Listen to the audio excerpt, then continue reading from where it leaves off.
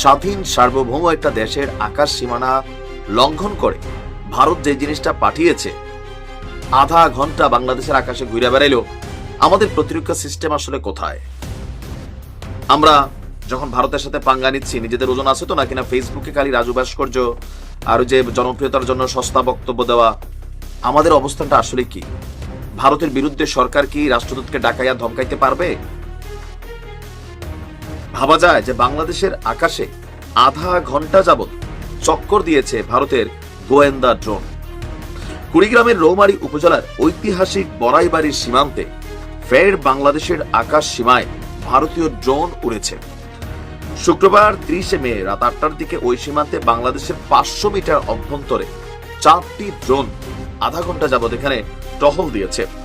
ওই সীমান্তের দায়িত্বে থাকা জামালপুর বিজিবি 35 ব্যাটালিয়নের অধিনায়ক লেফটেন্যান্ট কর্নেল হাসানুর রহমান তিনি এই তথ্য নিশ্চিত করেছেন। তবে এ নিয়ে বিজিবির আর কোনো বক্তব্য নেই। বিজিবি কি করবে? আসলে কিছু করার আছে?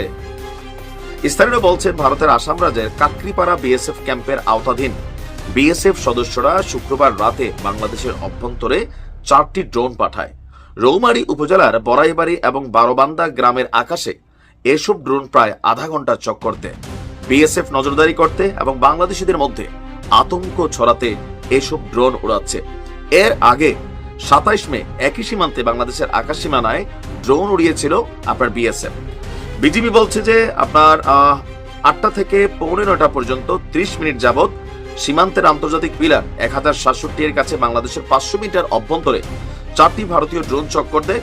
বিএসএফ এর সাথে যোগাযোগ করলে তারা অস্বীকার করে। আর সূত্র বলছে বিএসএফ ছাড়া এসব ড্রোন অন্য কারো উড়ানোর সুযোগ নেই, কারণ তারাই সীমান্তের 200 গজ পর্যন্ত দায়িত্ব পালন করে। তাদের নজর এড়িয়ে সাধারণ মানুষের এসব ড্রোন উড়ানোর কোনো সুযোগ নেই।